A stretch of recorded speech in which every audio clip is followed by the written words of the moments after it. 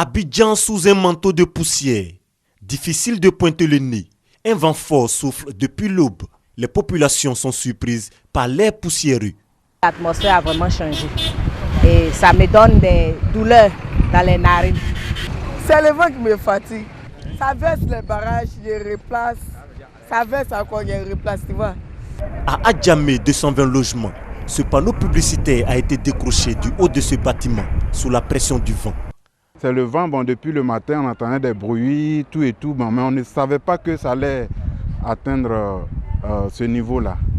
Et à un moment donné, on a vu que le vent était très fort et puis les choses ont commencé à voler en éclats. Il n'y a pas eu de blessés ni de pertes en vies humaines. La scène n'est pas isolée. Les désagréments sont nombreux. Dans les rues, on essaye de s'adapter. L'attitude vestimentaire a changé. Le cache-nez a fait son apparition, occasion d'affaires pour ce jeune homme. La population ne peut pas supporter le vent. Voilà, donc il a décidé d'aller prendre ça ce matin. Et par la grâce de Dieu, il a vendu 5 cartons ce matin. Mais il y en a encore 4 encore qui est là. Mais il sait que non, plus tard vers midi, c'est fini. Mais il vend à 100 francs, 100 francs. À la direction de la météorologie, l'on se veut rassurant. Le fait n'est pas inhabituel. Depuis cette nuit jusqu'à ce matin, on a une augmentation des pressions qui a provoqué une accélération des vents.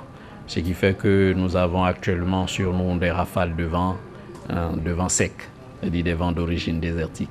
En plus des dégâts matériels et autres causés, ce vent poussiéreux souffle avec des risques de maladies. Ceux qui ont les poumons un peu fragiles, comme les asthmatiques, tout, seront infectés. Ceux qui sont prédisposés à la grippe seront infectés. Et ceux qui ont des tares, comme les allergènes, qui ont des allergies, ils vont faire leur crise. On ne peut pas demander à tout le monde de rester à la maison. On est obligé de parcourir la poussière. Dès que nous arrivons à la maison, essayer de se laver les mains, mettre tout le corps avant de faire tout, quoi que ce soit. Et puis, éviter au maximum d'être dans le courant du vent pour ne pas trop absorber ce vent-là. Il faudrait qu'on demande à nos mamans, à nos dames qui préparent, de doubler la protection des repas. Selon les prévisions météorologiques, ce vent va durer 3 jours, 72 heures de calvaire ponctué de respiration difficile et de froid. Également un temps favorable à la résurgence de nombreuses infections qu'on peut éviter en suivant les conseils des spécialistes de santé. Chaque année, ce sont 100 000 femmes qui sont victimes de fistules obstétricales dans le monde. Et la Côte d'Ivoire ne demeure pas un restant. La fistule obstétricale, c'est une conséquence d'un accouchement mal géré. Et cette femme va souffrir comme ça pendant plus de 24 heures. L'enfant est mort. Le fait que la tête de l'enfant comprime si longtemps la vessie, la partie comprimée meurt et vous voyez à la fin un trou.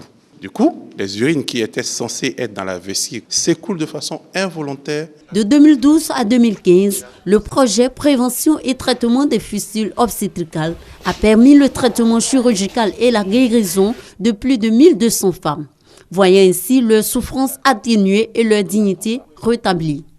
Le projet financé par la COICA, l'Agence de coopération coréenne internationale, est mis en œuvre par le ministère de la Santé et l'UNFPA, Fonds des Nations Unies pour la population. La femme se retrouve exclue de la société, donc c'est une perte de droit pour la femme, c'est une perte de dignité. Et le financement de la Corée va permettre à des milliers de femmes de reprendre la vie sociale. Face au succès de la première phase du projet Prévention et traitement des fistules obstétricales, la COICA décide de financer une deuxième. Environ 3,5 milliards de francs CFA seront investis de 2016 à 2018. Nous allons continuer à travailler en menant les projets en vue de contribuer au développement de ce pays et de soutenir le bonheur de la population. Cette nouvelle initiative va permettre de renforcer la capacité des services de santé, de poursuivre le traitement des fistules. Elle va également mettre l'accent sur la prévention de nouveaux cas de fistules pour l'amélioration de la santé maternelle et l'encouragement à la planification familiale. Dabré Sibidou, mère de 7 enfants, exerce le métier de maraîcher depuis plus de 20 ans. Avec cette activité, elle subvient aux besoins de sa famille. Son champ est situé au quartier Mputo dans la commune de Cocody. Sibidou cultive un peu de tout, des feuilles de laitue, du concombre, des épinards, des carottes blanches. L'activité est rentable. Une butte revient à 5 000 francs CFA. La récolte se fait au bout d'un mois et demi. Ce sera ce que moi en train de faire, c'est ça moi je prends pour mettre mes enfants à l'école. Oui, il gagne. C'est ça on prend pour payer millions. C'est ça, si on a malade, c'est ça on prend pour soigner. Le métier de maraîcher n'est pas toujours facile. Par moments, la clientèle se fait rare. Ajoutez à cela les conditions de travail difficiles. Des fois, ça masse. Il y a des fois, ça ne masse pas.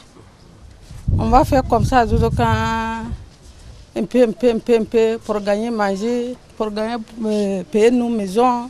Si quelqu'un est malade, un enfant est malade aussi, on prend pour soigner.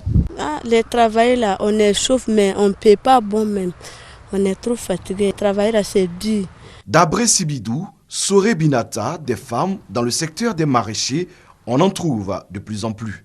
Bravant soleil et pluie pour subvenir à leurs besoins au même titre que les hommes. Le secteur est en plein essor dans plusieurs quartiers du district d'Abidjan. Ils sont nombreux à faire du potager, à planter des légumes qui sont écoulés sur le marché.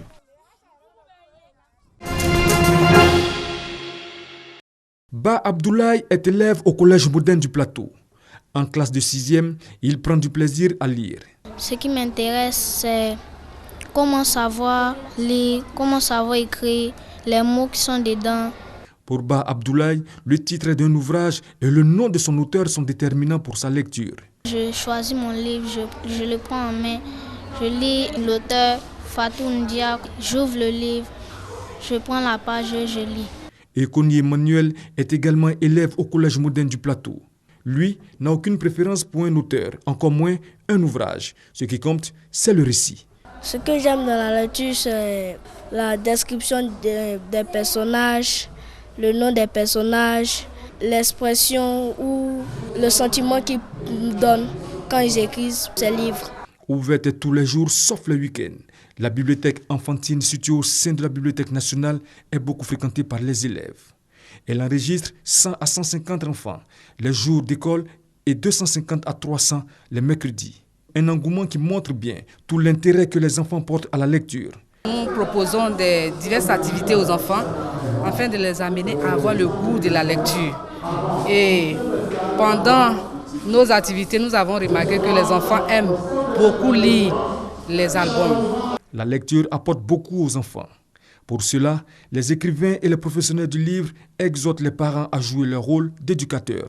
Il y a des ouvrages qui attirent directement à travers la couverture, à travers le contenu, les images, même les tests. Et il y a des ouvrages, c'est juste les tests ou bien la notoriété de l'ouvrage. Les parents peuvent faire ce travail d'intéresser les enfants à la lecture parce que c'est ensuite que vient le goût de l'écriture.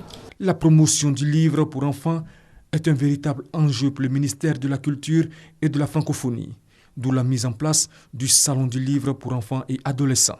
Le livre est au cœur de l'éducation et de la formation permanente de tout individu.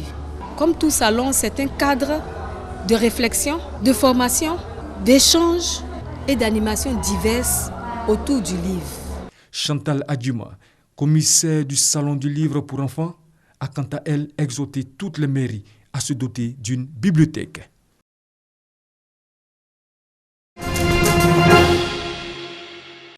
Depuis quelques jours, Lassana Bathily enchaîne les interviews pour la promotion de son livre sur la sanglante prise d'otage de l'hypercachère.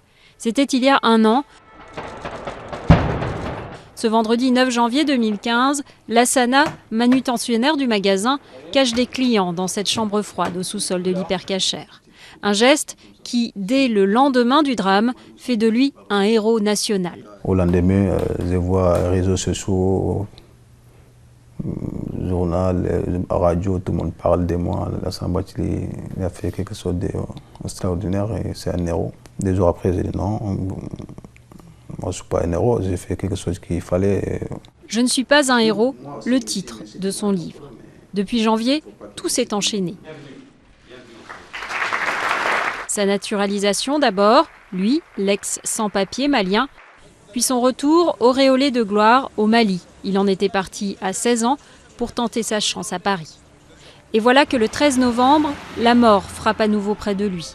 Lassana Batili habite à quelques mètres seulement du Bataclan. Franchement, j'étais pas loin. J'étais presque 500 mètres, même pas, non, 300 mètres des lieux d'attaque. Je vois tout le monde qui courait, ils disent courait, c'est une attaque. Moi, j'ai pas compris. Après, j'ai couru avec tout le monde. J'étais coincé sur le quartier jusqu'à 5 heures, je ne pourrais pas rentrer chez moi. La semaine suivante, c'est l'hôtel de Bamako où il a séjourné quelques mois auparavant qui est attaqué. Lassana tente malgré tout de garder la tête froide. Dans mon esprit, il n'y a que Dieu qui peut me tuer. Il n'y a pas d'autre. C'est pas qui peut me tuer. Si Dieu décidera aujourd'hui que je vais mourir, je vais mourir. C'est pas qui peut décider. Moi, je continue à vivre. Je continue à faire ce que j'ai fait avant. Il faut qu'on soit solidaire, on soit resté unis. Solidaires, unis, des messages que Lassana veut faire passer aux plus jeunes. Aujourd'hui employé à la mairie de Paris, il rêve de devenir éducateur.